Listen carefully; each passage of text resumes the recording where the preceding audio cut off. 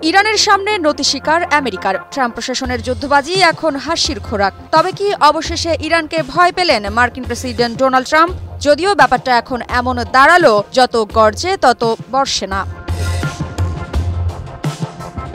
যখন কোনো নেতার হুঙ্কারি তার অবস্থানকে শক্ত করতে পারে না, তখন ইতিহাস তাকে শুধু এক ব্যর্থ রাজনীতিক হিসেবেই মনে রাখে। ডোনাল্ড ট্রাম্প সেই তালিকায় নিজের নাম লিখিয়েছেন বহু আগেই। চরম চাপের নামে শুরু করা তার ইরান বিরোধী যুদ্ধনীতি এখন পরিণত হয়েছে এক পেশে আলাপ আলোচনায়।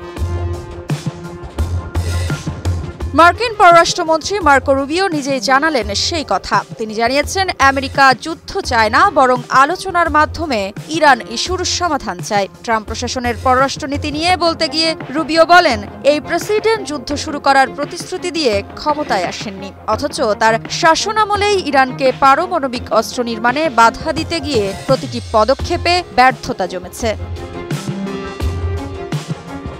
মার্কো রুবিও আরও স্বীকারোক্তি দেন যে ইরান যাতে পারমাণবিক অস্ত্র না পায় তা নিশ্চিত করতে প্রেসিডেন্ট সব ধরনের পদক্ষেপ নেওয়ার অধিকার রাখেন, কিন্তু তিনি যুদ্ধ চান না, আলোচনার মাধ্যমে সমাধান চেয়েছেন তিনি। অথচ বাস্তবতা হলো, এই আলোচনায় ট্রাম্প প্রশাসনের চরম পরাজয়ের প্রতীক হয়ে উঠেছে। আগামী সপ্তাহে অনুষ্ঠিত হতে যাচ্ছে ইরান যুক্তরাষ্ট্রের তৃতীয় দফার পরোক্ষ পারমাণবিক আলোচনা। আগের দুই দফা আলোচনাকে দুই পক্ষই গঠনমূলক বললেও তাতে আমেরিকার কূটনৈতিক অবস্থান দুর্বল হয়ে পড়েছে বলেই বিশ্লেষকদের মত। ইরান তাদের পারমাণবিক কর্মসূচি আগের চেয়ে আরও বেশি বাড়িয়েছে, আর ইউরোপীয় দেশগুলোও আমেরিকার পাশে থাকতে অনিচ্ছুক।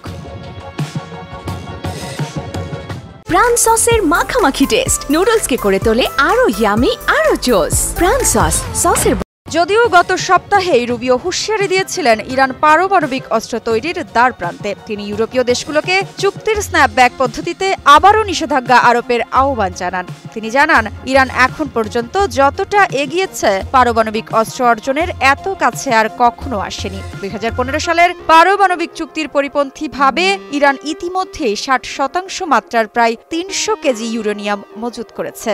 অক্টোবরেই চুক্তির সেই সানসেট ক্লজও শেষ হয়ে যাচ্ছে। তবে সব ছাপিয়ে এখন প্রশ্ন, যার নেতৃত্বে ম্যাক্সিমাম প্রেসার নীতির সূচনা হয়েছিল, সেই ট্রাম্প নিজেই কি এখন হাস্যকর নীতির প্রতীক হয়ে উঠছেন না? এক সময় যিনি যুদ্ধের ঝুঁকি নিয়ে নাক গলাতে চেয়েছিলেন, আজ তার প্রশাসনের মুখপাত্র বলছেন, আমরা যুদ্ধ চাই না। পরিণতি একটাই, ইরান আরও শক্তিশালী, আর ট্রাম্প হয়ে গেছেন শুধু কূটনৈতিক ব্যর্থতার জীবন্ত প্রতিচ্ছবি। মৃত্তিকা বিশ্বাস, নিউজ 24।